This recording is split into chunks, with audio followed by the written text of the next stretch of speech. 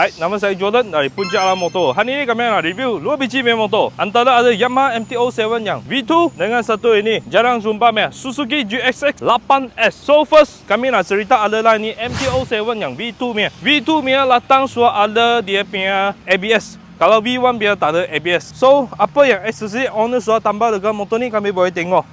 Depan punya ni windshield. Suara jadi dia ada spiky hair. Okay. Lepas tu kami boleh tengok dekat sini.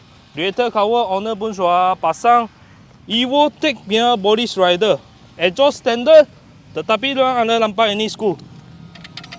Okey, saya sekarang buka. Kami sudah longgarkan ya.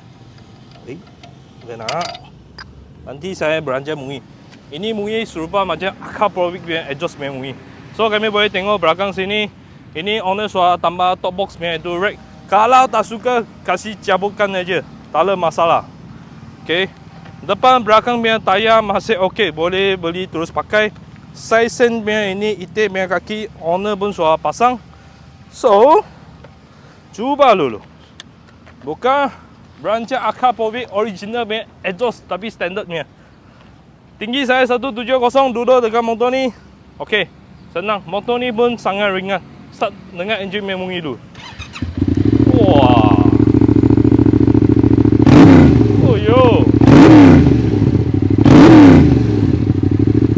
Suara main shock.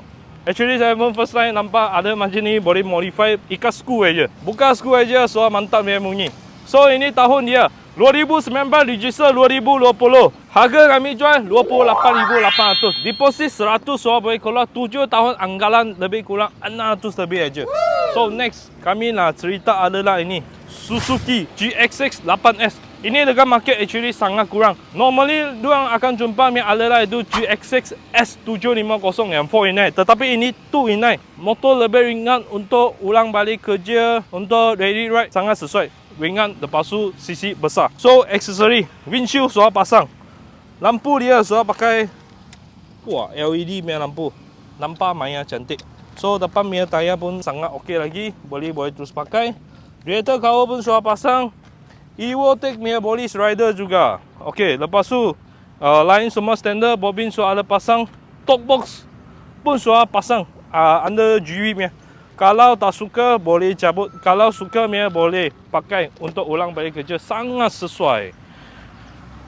So kami boleh tengok original latang sudah ada quick shifter, jangan main-main. Okey, lepas tu ini motor punya meter sudah pakai TFT punya meter. And then dia ada dia punya traction control awak boleh main, dengan dia punya power mode awak boleh main. Tinggi 170 dulu motor ni. Walau senang oh. Yang tinggi lebih kurang 160, 165 punya duduk motor ni. Tak ada masalah, steady aja. So start tengok. Power.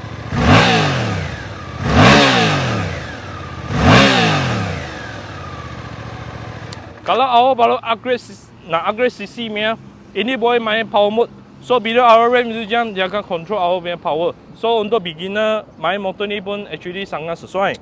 Tahun ini 2023, register 2024. Mileage pun cukup rendah, masih under warranty sampai 2026. Harga jualan kami sekarang jual adalah 33,800. Dengan MT-07 beza lebih kurang 5,000, tapi tahun baru, CC pun besar. So antara ini motor 100 pun boleh keluar.